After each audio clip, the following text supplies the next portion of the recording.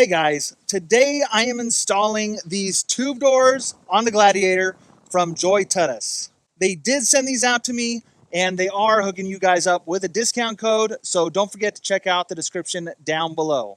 Anyway, let's skip back in time to when I pulled these out of the box. We'll see what it comes with and we'll go ahead and throw these on.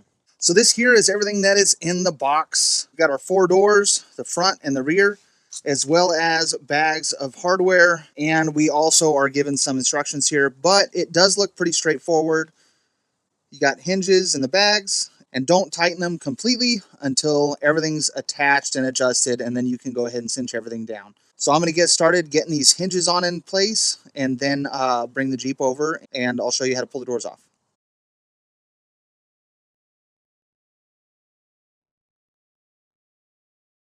So the assembly was pretty straightforward. Everything just bolts on. The only thing that wasn't 100% clear in the instructions was which direction this limiting strap bracket is supposed to mount, whether it be this way or flipped over and that way. I'm assuming it goes this way. We'll see more when we put it on the Jeep. So I'm starting with this. If it works, great. If it doesn't, I'll flip it around. So I'm going to bring the Jeep over here. We'll pull the doors off and we'll stick these on, get everything lined up, and see how she looks. So our first step in removing the doors is we actually want to roll our windows all the way down. That's for a couple of reasons. Number one, we can reach through the window and grab on the door handle, and that will assist us in pulling the door off. But also, if your windows are all the way down, when you're storing your doors, it will help keep them from getting damaged, or let's say your door falls over in your garage, it's not going to break the window. Next thing we're going to do, this should be the same on both the passengers and the driver's side on the front. This panel here actually pops off.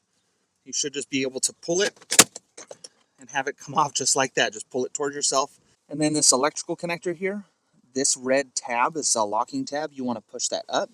This white arm here is just to help assist it going straight down. This should just flip up. I need 2 hands for this. Hang on. Now that I got it unclipped, it just flips up. And as you can see, it pushes that connector down, and you can just pull it the rest of the way out. After that, you want to remove your limiting straps. So we're going to pull our door closed just ever so slightly, and this just kind of hooks on there. Now next up, you want to get out your Jeep toolkit that came with the Jeep when you purchased it. If your Jeep did not come with the kit, they actually provide you with the tool that you need to remove your doors. So we're going to take our Torx. This piece here comes off. We're just going to unscrew it, and then same with the lower one. And we are going to be reusing these, so just set them aside because we're going to want these in a minute. And then the last thing you want to remove is your door check here. It's very important that after this is removed, you do not want to shut your door. If you do, you'll almost never get this door check back out of the door because it locks it inside the door. Now for the rear doors, the process is pretty much the same. So once again, this just pops off just like that. It comes out a little bit different. You want to come out and down. And then your plug is just this little plug right here. Put your locking clip in, push down, and there you have it. It's disconnected.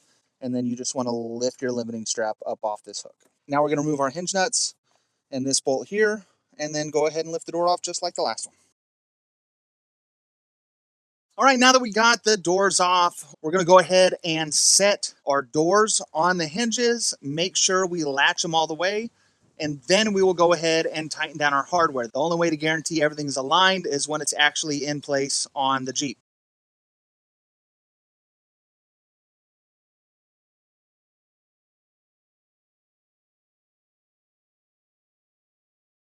And here they are on the Jeep. After you get them all tightened down, you might notice that you have a little bit of rattling going on here.